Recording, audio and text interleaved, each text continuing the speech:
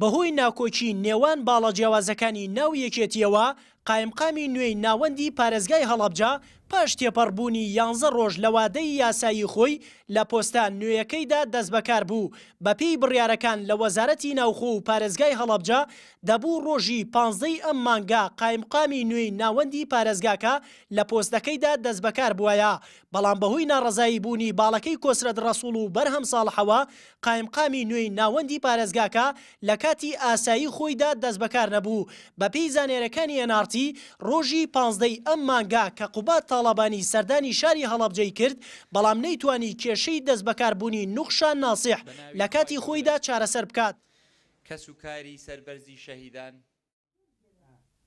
نوخشان ناسیح 45مین قایمقامی هەڵەبجە و دووەم قایمقامی ژنە لەم شارە دەست بەکار بوو. پێنجەم قایمقامیشا کە یەکێتی نیشتیمانی وەک هێزی دەسەڵاتداری ناوچەکە لە ڕێگەی حکوومەتی هەرێمەوە لەو پۆستە دایدەنێت. یەکێتی 10 ساڵە پۆستی قایمقامی هەڵەبجە بەڕێوە دەبات. یەکەم قایمقامیش کە لەسەر لیستی هەمان حیزب لەو پۆستە دانرا بە تۆمەتی گەندەڵی دادگا بڕیاری دەستگیرکردنی بۆ دەرکرد، بەڵام تا ئێستا ئەو قایمقامە دەستگیر نەکراوە و دوای بڕیارەکەی دادگاش فواد ڕەزا ساڵح قایمقامی پێشووتری هەڵەبجە هەرێمی کوردستانی بەجێهێشت و ڕووی لە وڵاتانی ئەوروپا کرد. پێش یەکێتی نیشتیمانیش بزوتنەوەی ئیسلامی بە یەک قایمقامەوە ماوەی 10 ساڵ حکومڕانی ئەم شارەیان دەکرد. لە کاتێکدا لەگەڵ دروستبوونی حکوومەتی هەرێم پارتی دیموکرات لە ساڵی 1993 تا ساڵی 1996 سێ قایمقامی بۆ هەڵەبجە دانا.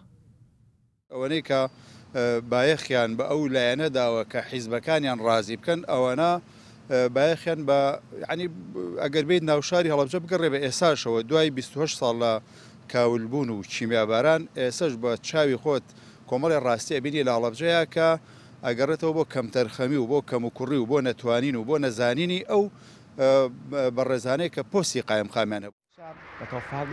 لەگەڵ چیمیابارانکردنی هەڵەبجە و دروستکردنی قەزایەکی تر بە ناوی حەلەبچە سەددامیە جەدیدە کە قەزای شارەزووری ئێستا دەکات، بۆ ماوەی 6 ساڵ هەڵەبجە هیچ ئیدارە و قایمقامێکی نەبووە، بەڵام لە کۆی ئەو 45 قایمقامەی کە لە هەڵەبجەدا هەبوون 7یان عەرەب بوون.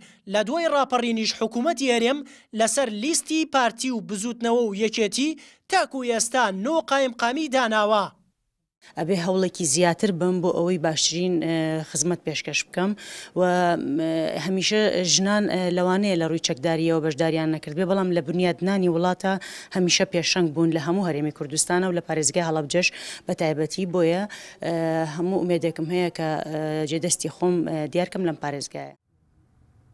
ئێستا هەڵەبجە لە دوای نزیکەی ساڵێک لە دەستبەکاربوونی پارێزگاکەی لە ڕووی ئیداریەوە 1 قەزا و 4 ناحێ و 140 گوند دەکەوێتە سنوورەکەیەوە و ژمارەی دانیشتوانەکەشی زیاترە لە 122,000 کەس. سنووری جوگرافیەکەشی نزیکەی 1700 کیلۆمەتر دووجایە و 736 مەتر لە ئاستی دەریاوە بەرزە. وریە حەمەکەریم NRT هەڵەبجە.